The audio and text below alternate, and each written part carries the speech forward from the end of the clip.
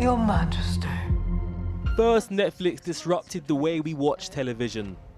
25 years since our first run together. And cinema itself. 1900 and nothing. The media giant that turned shows like Squid Game into global phenomenons is now in its own fight to the death against new streaming rivals that are eating away the market dominance of Netflix.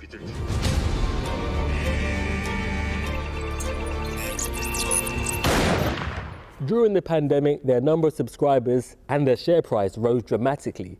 But as we return to pre-pandemic normality, along with rising concerns over the cost of living, for the first time in a decade, the number of subscribers that Netflix has declined.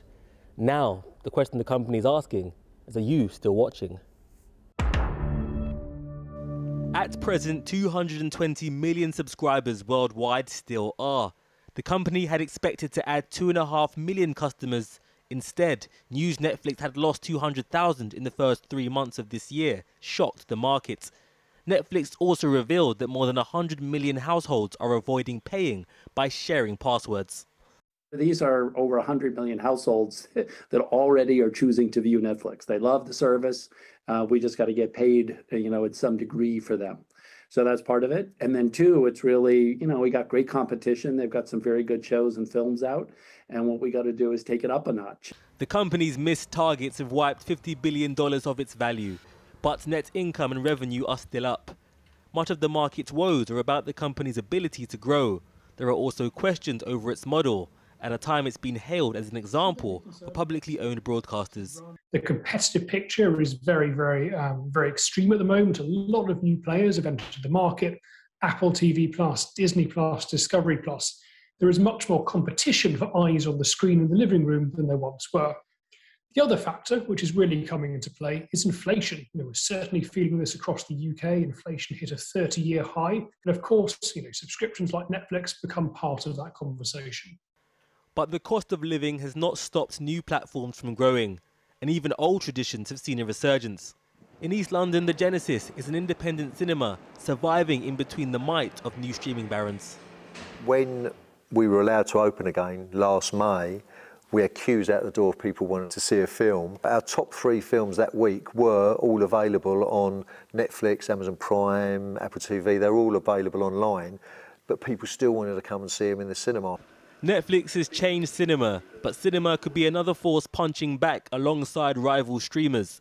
Netflix could now turn to adverts and will mount a crackdown on password sharing to cash in on 100 million invisible eyes. Well, joining me now is Caroline Cooper-Charles, who is Chief Executive of Screen Yorkshire, set up 20 years ago to champion the film and television industries in Yorkshire. They provided the backing for the film The King's Speech and TV series Peaky Blinders that have been shown on Netflix. Now, what do you make of what's going on? Do you think that things are going wrong right now? I think for those of us in the industry, this day was probably a question of when, not if. So it's not entirely surprising. Netflix was obviously first to market leader, produced a hell of a lot of content, formed a lot of relationships. We saw a lot of material on our screen.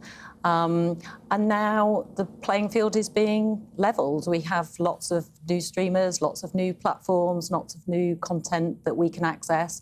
So in terms of market saturation, I think this day was slightly inevitable that they would not be able to sustain every household on subscription. Sure. One commentator I heard earlier had called it the canary in the mine, what's happening now, losing that many subscribers and millions they're thinking this year. Do you accept that?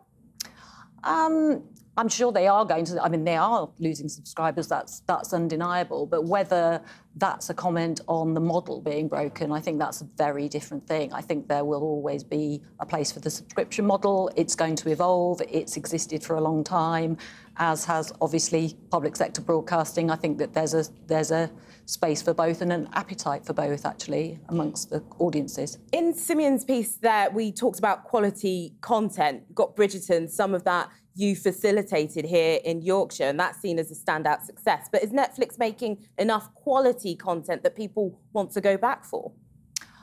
I think every audience will be looking for slightly different types of content. When you're the only game in town, obviously you are the people that everybody is going to be watching. Now there are a number of games in town, and so people will look elsewhere. I mean, I think also we're coming out of, you know, a pandemic, lockdown. People have other things to spend their money on. Staying at home all the time, watching Netflix or Amazon Prime or others are available. And probably, yes, I mean, you know, during lockdown, having lots of subscriptions to lots of platforms would feel like a treat because you hadn't got anything else to spend your money on. Whereas now, you know, you've got the option to spend that going out for a meal or taking your kids to the cinema or, you know, out to a theme park. Is this latest development good for British production? Is this good or bad for them, do you think? I mean, to comment specifically for Yorkshire, because this is who, you know, where we are and who we support, I don't think it's actually going to make a huge difference in Yorkshire. One of the things about our region is that we've had such a vibrant film and television culture for so long. We're not reliant on the streamers in order... Worry about jobs at all? I mean, at the moment, we're at a real crisis point in terms of having enough crews to go round to service the level of production. So, if anything, there might be a silver lining in that some of those productions, perhaps lower budget films or TV programmes who have had to fight for crews, might now get more of a look in. So lots of work out there. Now, final question. Do you think subscription only is a model for the future? Just briefly. Yes, I think it can be. It can also be blended with the advertising model. I mean, in the same way, you know, as I said before, public sector broadcasting, I think, will always be there too. OK, great. Caroline Cooper-Charles, thank you very much for coming in. Really appreciate it. Thanks, Cathy.